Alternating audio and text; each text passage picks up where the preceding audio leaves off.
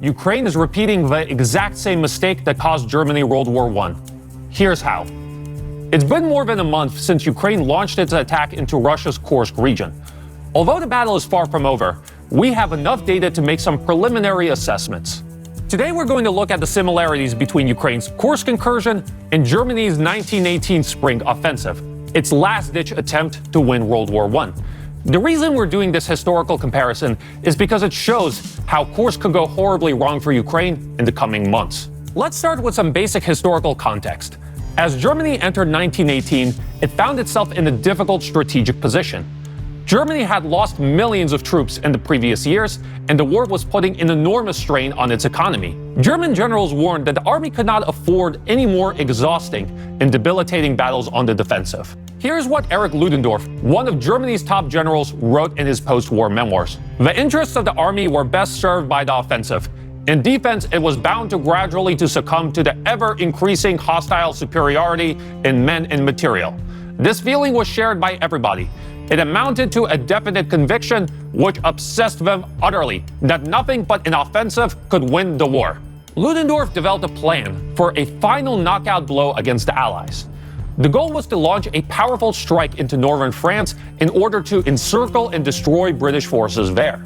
The Germans hoped this would throw the Allies into chaos and force them to sue for peace on terms favorable to Germany. This was an ambitious plan, and the Germans spent months preparing.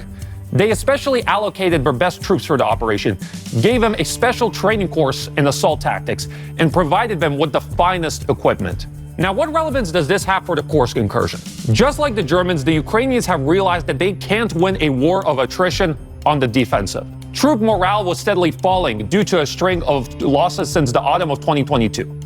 The Ukrainians decided that their only viable choice is to go on the offensive. The main goals of the Ukrainian attack on Kursk are: 1. Seize Russian territory that they can use as leverage in future peace negotiations.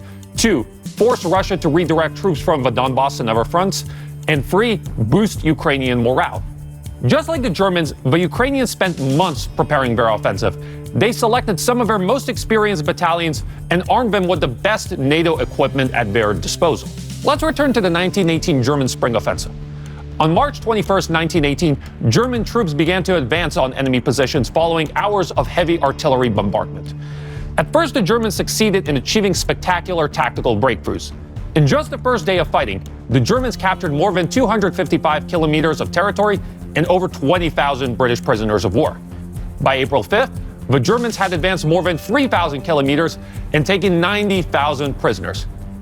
These were undoubtedly impressive results, especially when you consider that the front line barely moved in the preceding few years. Despite these apparent successes, the Germans failed to achieve their operational and strategic goals. The British army did not collapse. On the contrary, the Allies quickly recovered from their initial shock, stabilized their defensive lines, and began punishing counterattacks. The Germans soon discovered that they had walked themselves into a trap. The land that they had captured was difficult to defend and of little strategic value. At the same time, the first stage of the offensive bled the German army dry. Between March 21st and April 5th, 1918, the Germans lost up to 250,000 troops.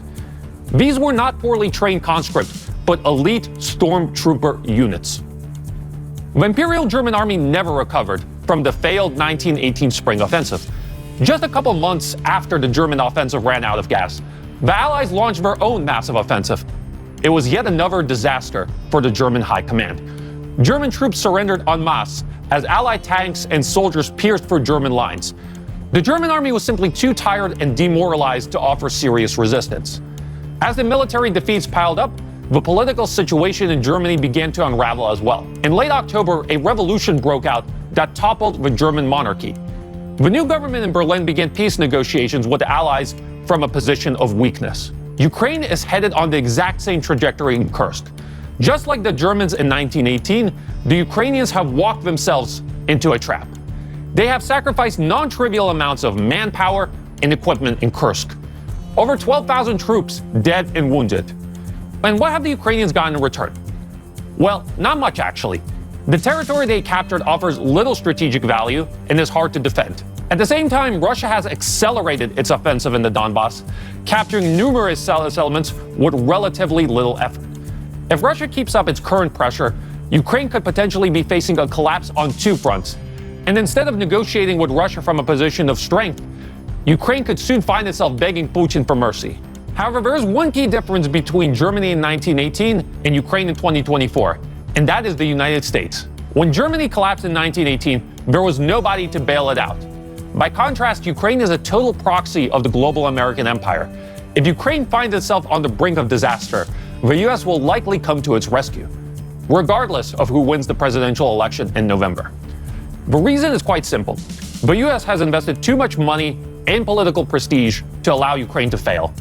And the American political class would rather go to war against Russia than admit that they made a mistake.